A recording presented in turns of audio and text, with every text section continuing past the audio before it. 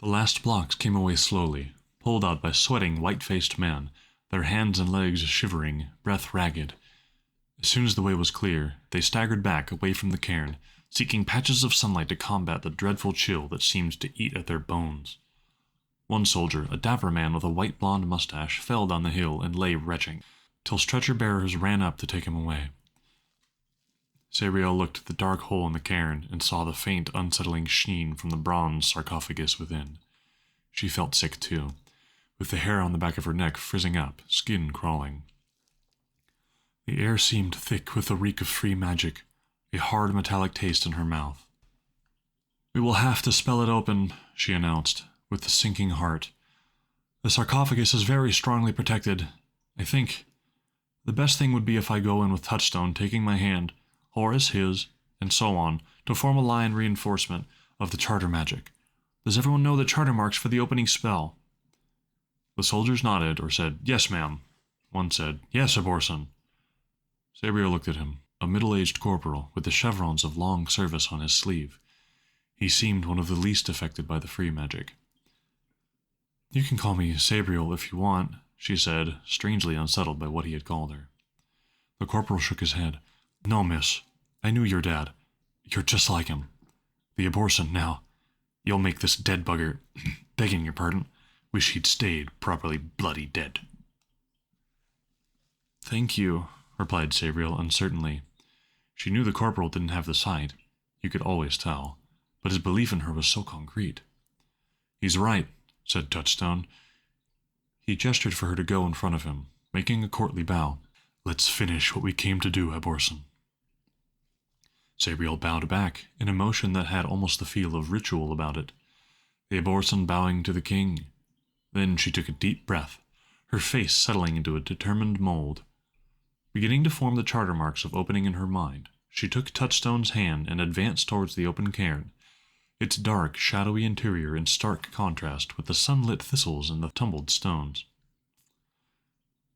Behind her, Touchstone half-turned to take Horace's calloused hand as well, the colonel's other hand already gripping Lieutenant Ayre's, Ayre gripping a sergeant's, the sergeant the longest service corporal's, and so on down the hillside. 14 charter mages in all, if only 2 of the first rank. Sabriel felt the charter magic welling up the line, the marks glowing brighter and brighter in her mind, till she almost lost her normal vision in their brilliance. She shuffled forwards into the cairn, each step bringing that all-too-familiar nausea, the pins and needles, uncontrollable shaking. But the marks were strong in her mind, stronger than the sickness. She reached the bronze sarcophagus, slapped her hand down, and let the charter magic go. Instantly, there was an explosion of light, and a terrible scream echoed all through the cairn. The bronze grew hot, and Sabriel snatched back her hand, the palm red and blistered. A second later, steam billowed out all around the sarcophagus, great gouts of scalding steam, forcing Sabriel out, the whole line going down like dominoes, tumbling out of the cairn and down the hill. Sabriel and Touchstone were thrown together, about 5 yards down from the entrance to the cairn. Somehow, Sabriel's head had landed on Touchstone's stomach. His head was on a thistle, but both of them lay still for a moment, drained by the magic and the strength of the free magic defenses. They looked up at the blue sky, already tinged with the red of the impending sunset. Around them there was much swearing and cursing as the soldiers picked themselves up. "It didn't open," Sabriel said in a quiet, matter-of-fact voice. "We don't have the power or the skill." She paused and then added, "I wish Mogget wasn't. I wish he was here. He'd think of something." Touchstone was silent. Then he said, "We need more charter mages. It would work if the marks were reinforced enough." "More charter mages," Sabriel said tiredly. "We're on the wrong side of the wall." "What about your school?" asked Touchstone, and then "Ow!" as Sabriel suddenly shot up, disrupting his balance. Then "Ow!" again as she bent down and kissed him, pushing his head further into the thistle.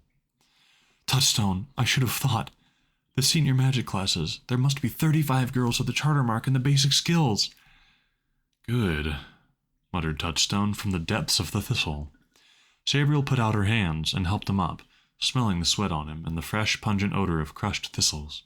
He was halfway up when she suddenly seemed to lose her enthusiasm, and he almost fell back down again.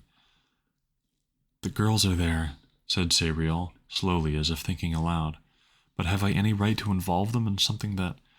They're involved anyway, interrupted Touchstone. The only reason that Excelsior isn't like the Old Kingdom is the wall, and it won't last once Caragor breaks the remaining stones.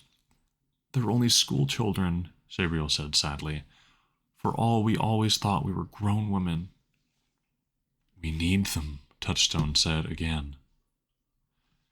Yes, said Sabriel, turning back towards the knot of men gathered as close as they dared to the cairn. Horace and some of the stronger charter mages peering back towards the entrance in the shimmering bronze within. The spell failed, Sabriel said, but Touchstone has just reminded me where we can get more charter mages. Horace looked at her, urgency in his face. Where? Wyverley College, my old school. The 5th and 6th form magic classes and their teacher, Magistix Greenwood. It's less than a mile away. I don't think we've got time to get a message there and get them over here, Horace began, looking up at the setting sun, then at his watch, which was now going backwards. He looked puzzled for a moment, then ignored it. But do you think it would be possible to move the sarcophagus? Sabriel thought about the protective spell that she'd encountered, then answered. Yes. Most of the wards were on the cairn for concealment. There's nothing to stop us moving the sarcophagus, save the side effects of free magic. If we can stand the sickness, we can shift it. And Wyverley College, it's an old solid building? More like a castle than anything, replied Sabriel, seeing the way he was thinking. Easier to defend than this hill. Running water? No, that would be too much to hope for. Right. Private Macking, run down to Major Tyndall and tell him that I want his company ready to move in 2 minutes. We're going back to the trucks, then on to Wyverley College. It's on the map, about a mile. Southwest, Sabriel provided. Southwest. Repeat that back. Private Macking repeated the message in a slow drawl, then ran off, clearly keen to get away from the cairn. Horace turned to the long-service corporal and said, Corporal Anshi, you look pretty fit. Do you think you could get a rope around that coffin? Reckon so, sir, replied Corporal Anshi. He detached a coil of rope from his webbing as he spoke, and gestured with his hand to the other soldiers. Come on, you blokes, get your ropes out. 20 minutes later, the sarcophagus was being lifted by sheer legs and rope aboard a horse-drawn wagon, appropriated from a local farmer. As Sabriel had expected, dragging it within 20 yards of the trucks stopped their engines, put out electric lights, and disrupted the telephone. Curiously, the horse, a placid old mare, didn't seem overly frightened by the gleaming sarcophagus, despite its bronze surface sluggishly crawling with stomach-churning perversions of charter marks. She wasn't a happy horse, but not a panicked one either. You'll have to drive the wagon, Sabriel said to Touchstone, as the soldiers pushed the suspended coffin aboard with long poles and collapsed the sheer legs. I don't think the scouts can withstand the sickness much longer. Touchstone shuddered. Like everyone else, he was pale, eyes red-rimmed, his nose dripping and teeth chattering. I'm not sure I can either.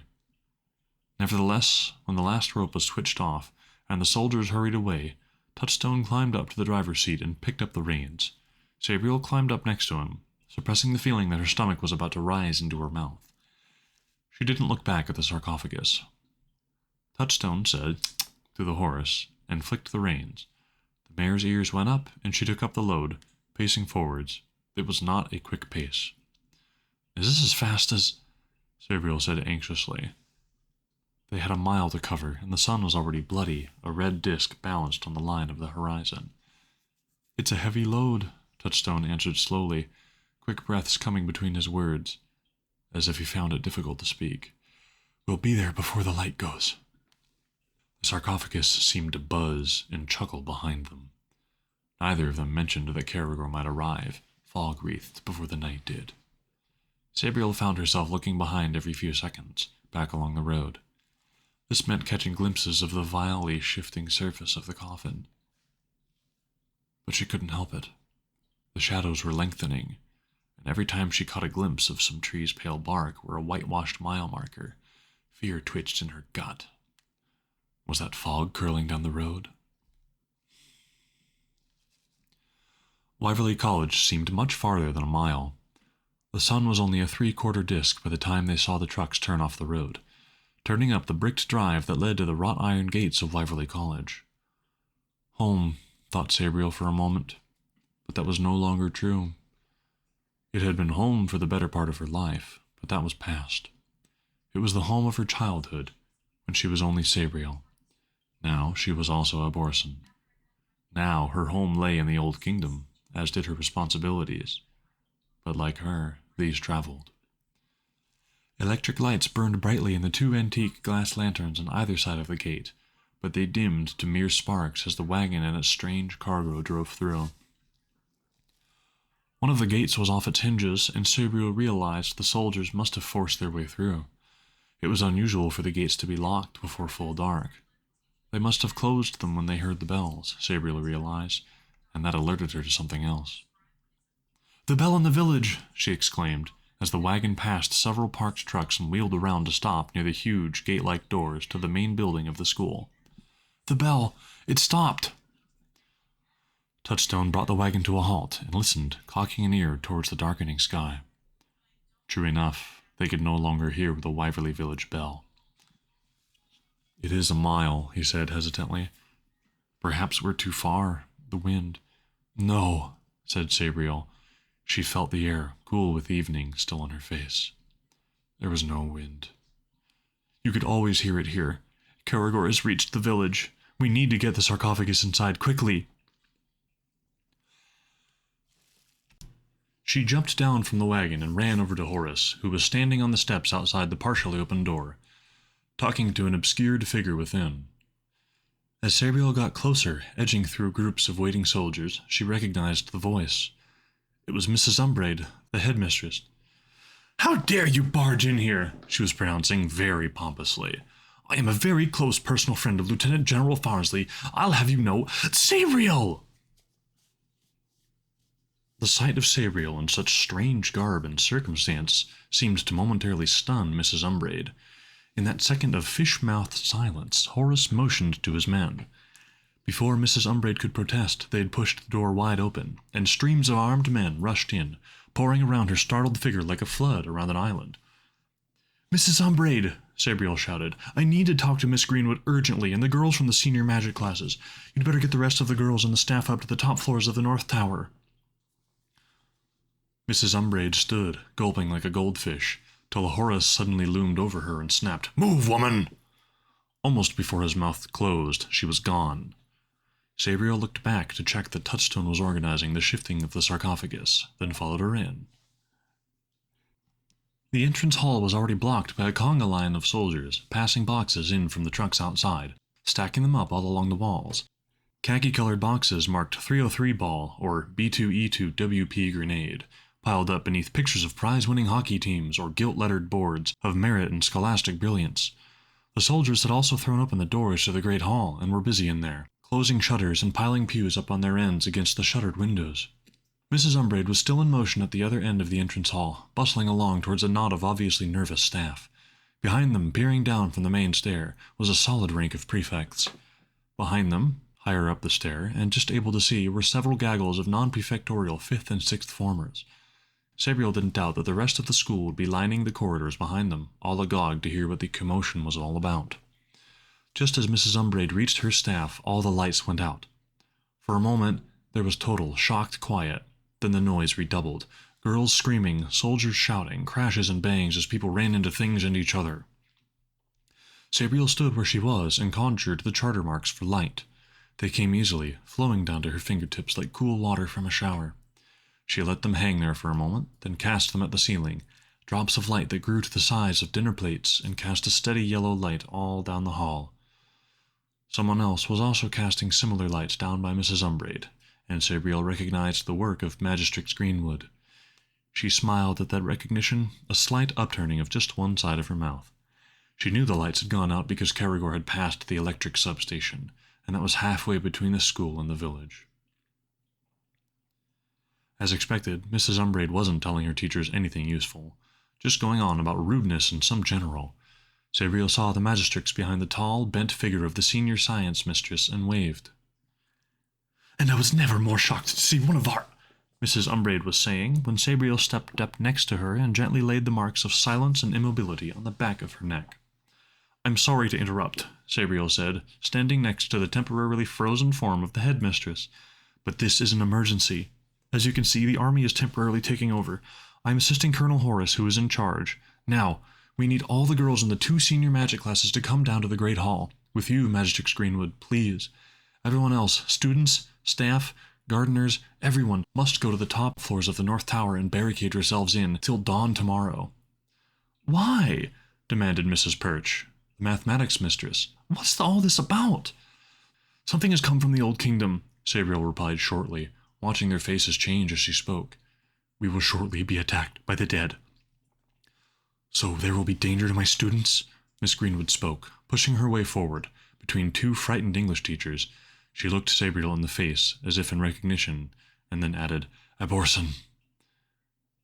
There will be danger to everyone, Sabriel said bleakly, but without the aid of the charter mages here, there isn't even a chance.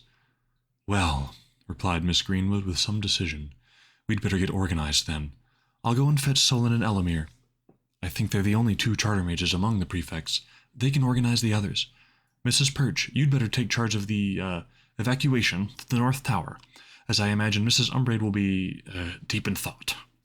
Mrs. Swan, you'd best round up Cook and the maids. Get some fresh water, food, and candles, too. Mr. Arkler, if you would be so kind as to fetch the swords from the gymnasium. Seeing that all was under control, Sabriel sighed and quickly walked back outside, past soldiers stringing oil lamps up in the corridor. Despite them, it was still lighter outside, the sky washed red and orange with the last sunlight of the day. Touchstone and the scouts had the sarcophagus down and roped up. It now seemed to glow with its own ugly inner light, the flickering free magic marks floating on the surface like scum or clots and blood. Apart from the scouts pulling the ropes, no one went close to it. Soldiers were everywhere, coiling out barbed wire, filling sandbags from the rose gardens, preparing firing positions on the 2nd floor, tying trip flares. But in all this commotion, there was an empty circle around the glistening coffin of Roger. Sabriel walked towards Touchstone, feeling the reluctance in her legs, her body revolting at the thought of going any closer to the bloody luminescence of the sarcophagus. It seemed to radiate stronger waves of nausea now that the sun had almost fled. In the twilight, it looked larger, stronger, its magic more forceful and malign. "Pull!" shouted Touchstone, heaving on the ropes with the soldiers. "Pull!" Slowly, the sarcophagus slid across the old paving stones, inching towards the front steps, where other soldiers were hastily hammering a wooden ramp together, fitting it over the steps. Sabriel decided to leave Touchstone to it, and walked a little way down the drive, to where she could see out the iron gates. She stood there, watching her hands nervously running over the handles of the bells. 6 bells now, all probably ineffective against the awful might of Caragor. And an unfamiliar sword, strange to her touch, even if it was forged by the Wallmaker. The Wallmaker.